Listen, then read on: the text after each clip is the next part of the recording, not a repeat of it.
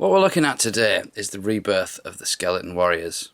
Originally these were made by Playmates, but last year a Kickstarter appeared from October Toys to bring back the Skeleton Warriors in new, highly detailed, articulated and Glyos compatible action figure line. That Kickstarter ended on the 24th of June last year, and these figures were due to come out in December. And as with a lot of Kickstarters, they were delayed, but they're finally here, so let's take a look at Baron Dark and all the other figures that were funded through the Kickstarter. As I've never had any figures that were funded from Kickstarter before, I wasn't expecting them to come in a proper collector's box. And as these are all fully licensed, we get all the correct names, even the original Skeleton Warriors logo.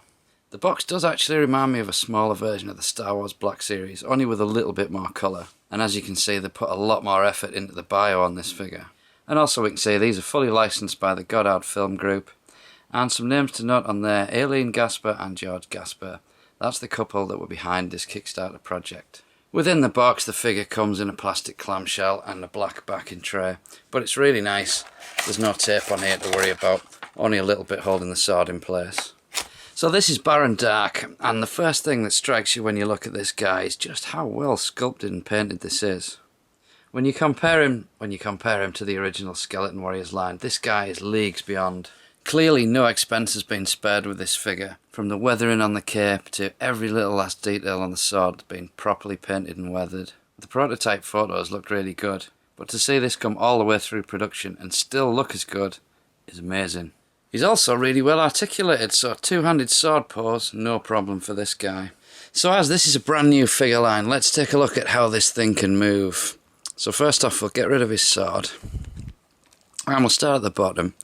His feet, they move quite freely around, and then we've got a little joint in the knees there. They can also spin. The legs come out at a side angle, but they do have a joint there as well. And then under here, there's actually two joints at the spine. There's a top one and a bottom one. No crunch, but it's quite bendy. And then for the arms, these can come out and in. Got a little joint there. Same on the elbows, and they can spin. And we even have separate hands. And that little piece there is also separate, so that can move. And then head, that's just your basic ball joint. And I believe the neck actually moves as well, because that's a separate piece in there. So in the old cartoon, when these guys got shot, they would fall into pieces. But because they were invulnerable, they could just form themselves back into skeletons and get back up and fight. What's cool about these figures, with them having the Glyos system, is you can do that. You can just rip them to bits and put them back together to your heart's desire. So let's break this guy down into his components. So we've got a head. We have a cape, which is one solid piece. It has a little bit of flex. Then we'll pull his feet off, and then we can pull his knees apart. I'm quite surprised it can do all this, because you see it's got the joints within those little locking pieces. Legs come off, then we can pull that off, and then this little piece comes off as well. And in there we've got another bit of spine, which comes off. And at the top we can pull his neck out. Arms come out. Oh, that was his wrist went, and that little bracelet thing. And this bit should separate, there we go.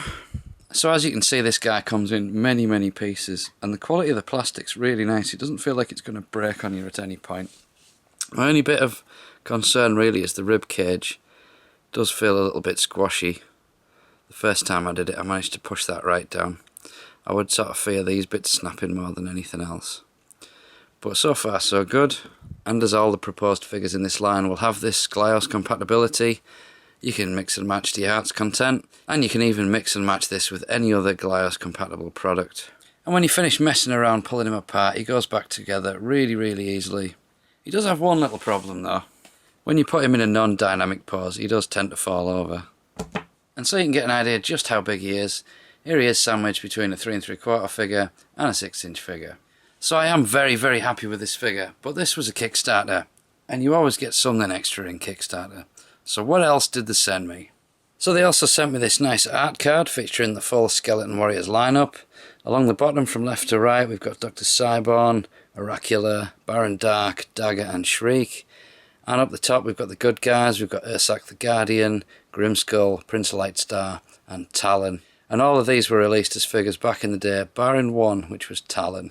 And on the back we've got the logos, but it does say watch octobertoys.com for news on the new line of Skeleton Warriors, highly articulated collectible action figures. So that shows some promise that we might see some more in this line, and I really hope we do. They also sent this 20th anniversary collection promo, and on the back of that you can see they made some metal cast Skeleton Warriors weapons, the Skeleton Warriors DVD, and this is the image from the original Kickstarter. You can see these are the skeleton guards and skeleton soldiers. They were going to be the next stretch goals, unfortunately they didn't fund. And we also get this little booklet, which is similar to something you'd see inside a DVD really. Features loads of great info on the Bringing Back the Skeleton Warriors project. They had full access to the archives and they got to see all the unreleased figures, and there was even a showing of some giant bone dragon that they'd found. And on the back there, just an advert for the Skeleton Warriors DVD and Captain Power DVD. And of course we got some more figures. So this is the Titan skeleton. He's just your generic skeleton if you're bringing Baron Dark. You can see he's completely unpainted. He doesn't look quite as good, but the sculpt is pretty much the same. You can swap the limbs around and the head and things. The only difference I can see really is the head sculpt and the torso. The rest looks to be about the same. Oh, the legs are different, the shins, because these bits are moulded on. So he was quite cool, just a little skeleton. So he'd be one of the minions. And he was also available as a glow-in-the-dark skeleton. So this is exactly the same mould again, but done in glow-in-the-dark plastic. And the glow-in-the-dark feature on this is really, really powerful. I was quite surprised just how bright this guy shines in the dark. And again, this figure is fully glass compatible, so you can just pull his limbs off and attach him, mix and match with all the other figures. And then we got this guy. This is Traveller Skaden. I believe his original character name is Skaden, and he's from one of the Glyos lines.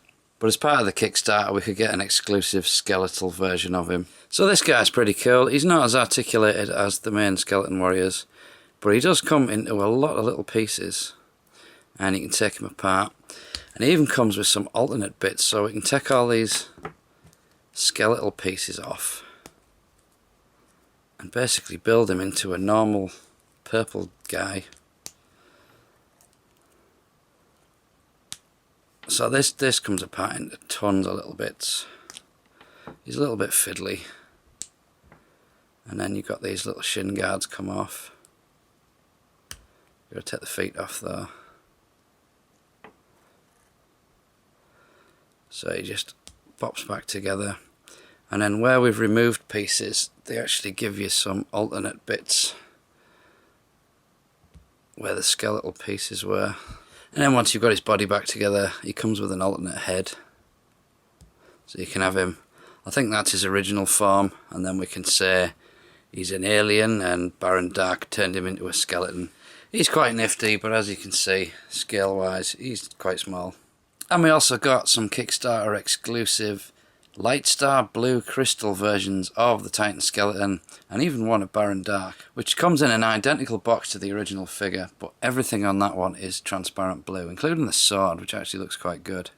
So as cool as a transparent blue Baron Dark is, I'm going to keep him in the box for now, because I much prefer the original figure. But as an exclusive, it was a nice touch. It's not an essential figure that you're missing out on if these figures do come out properly. It kind of reminds me of the old holographic Star Wars figures. So I would just like to say thank you to everybody involved in this project. Bringing back Skeleton Warriors was such a wacky idea, but these guys have done it with style. This has been Luke. Thanks for watching.